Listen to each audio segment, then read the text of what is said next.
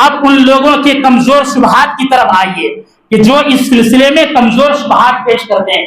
کئی ایک شبہات آپ کے سامنے آئے ہیں. نمبر 1 پہلا شبہ یہ پیش کیا جائے گا کہ منع کہاں لکھا ہوا ہے یہ دکھاؤ. بہت سارے لوگوں کی ویڈیوز کو آپ نے بھی دیکھا ہوا ہوگا کہ عید میلاد منانا منع کہاں ہے یہ دکھاؤ. منع کی دلیل چاہیے, مطلب روکا گیا ہے, روکنے کی دلیل چاہیے. کہاں روکا گیا ہے, منع کہاں ہے, منع کی دلیل دکھاؤ. میرے اسلامی بھائیوں, منع کی دلیل ہے لیکن اس دلیل پر گہری نظر ہونی چاہیے اور شرح صدر کے ساتھ اس دلیل پر عمل ہونا چاہیے. اللہ کے نبی صلی اللہ علیہ وسلم نے کہاں منع کیا ہے؟ آئیے سنن ابو داؤد فی اول کتاب سنہ کے اندر امام ابو داؤد رحمۃ اللہ علیہ یہ روایت کو نقل کرتے ہیں. اللہ کے نبی صلی اللہ علیہ وسلم فرماتے ہیں فعلیکم بسنتی وسنت الخلفاء المہدیین الراشدین. یہ لو دلیل لو کہ اللہ کے نبی صلی اللہ علیہ وسلم نے منع کیا ہے. اس حدیث کے اندر 3 باتیں ہیں. اگر کوئی آدمی یہی 3 باتیں سمجھ جائیں, اللہ کی قسم اسے سمجھ میں آ جائے گا کہ عید میلاد النبی منع کہاں ہے. آپ کو منع کی دلیل مل جائے گی. پہلی بات, اللہ کے رسول صلی اللہ علیہ وسلم نے یہ کہی کہ تم لوگ میری سنت کو لازم پکڑنا.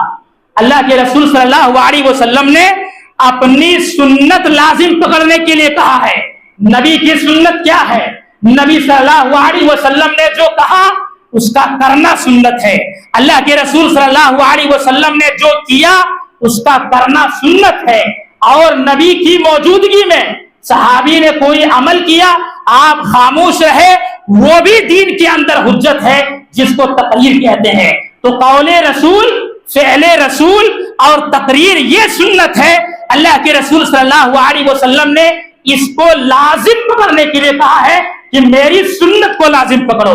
اب عید میلاد کو یہاں جو اصول بیان کیا گیا ہے اس اصول سے آپ ٹیلی کر کے دیکھ لیجئے. کیا عید میلاد منانے کا حکم اللہ کے رسول صلی اللہ علیہ وسلم نے دیا؟ نہیں دیا. کیا اللہ کے رسول صلی اللہ علیہ وسلم نے منایا؟ نہیں منایا. کیا نبی کی موجودگی میں صحابہ نے منایا اور آپ خاموش رہے؟ نہیں منایا. تو منع کی دلیل تو مل گئی نا کہ اللہ کے نبی نے کہا میری سنت کو لازم پکڑو. تینوں چیزیں سنت میں داخل ہے. جب کہیں پر اس کا کوئی ثبوت ہی نہیں ہے تو نبی نے جو کیا اس کا کرنا سنت اور نبی نے جو چھوڑا اس کا چھوڑنا بھی سنت ہے.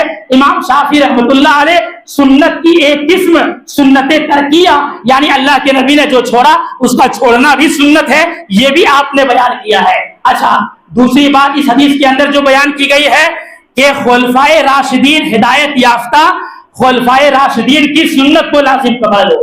چلو دیکھ لو صحابہ کرام کی زندگی میں جن خلفائے راشدین کی بات آئی ہوئی ہے کیا انہوں نے کبھی یہ منایا؟ حضرت ابوبکر صدیق کے ہاتھ میں حکومت تھی. اگر وہ چاہتے تو اللہ کی قسم پورے مدینہ منورہ کی گلیوں کو لائٹنگ سے سجا دیتے تھے اور کھانے پینے کا بھرپور انتظام ہوتا. حضرت عمر کے ہاتھ میں حکومت تھی, حضرت عثمان غنی کے ہاتھ میں حکومت تھی, حضرت علی رضی اللہ تعالیٰ عنہ کے ہاتھ میں حکومت تھی. اگر وہ چاہتے اور کہیں سے اس کا ثبوت ہوتا تو پوری گلیوں کو سجا دیتے تھے. یاد رکھیے خود نبی کی زندگی میں 62 مرتبہ آیا نبی نے نہیں منایا. حضرت ابوبکر صدیق رضی اللہ تعالیٰ عنہ کی زندگی میں 2 بار آپ کی خلافت میں ربیع الاول آیا. حضرت عمر فاروق رضی اللہ تعالیٰ عنہ کی خلافت میں 11 مرتبہ آیا. حضرت عثمان غنی رضی اللہ تعالیٰ عنہ کے دور خلافت میں 12 مرتبہ آیا. حضرت علی رضی اللہ تعالیٰ عنہ کی دور خلافت میں 5 مرتبہ آیا.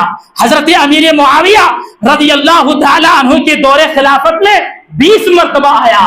اور آخری صحابی ابو طفیل عامر بن واصلہ لیثی رضی اللہ تعالیٰ عنہ جو سب سے آخری صحابی ہے 12 ربیع الاول 163 مرتبہ آیا, 163 مرتبہ آیا.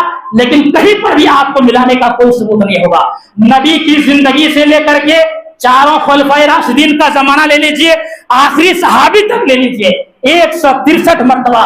اور صحابہ کرام کا زمانہ کم و بیش 100 سال پر محیط ہے لیکن کبھی بھی کسی صحابی نے اسے نہیں منایا. اور اس حدیث میں یہ بھی کہا گیا ہے کہ اس کو مضبوطی سے پکڑ لو, چھوٹنے نہ پائے, مضبوطی کے ساتھ پکڑنا ہے اللہ کے رسول کی سنت اور خلفائے راشدین کا طریقہ. تیسری بات یہ بیان کی گئی, دین میں نئے نئے کام ایجاد کرنے سے بچنا, اس لیے کہ ہر نیا کام بدعت ہے اور ہر بدعت گمراہی ہے. تو اگر کوئی شخص دین میں کوئی نیا کام کرتا ہے, اسی سے تو روکا گیا ہے.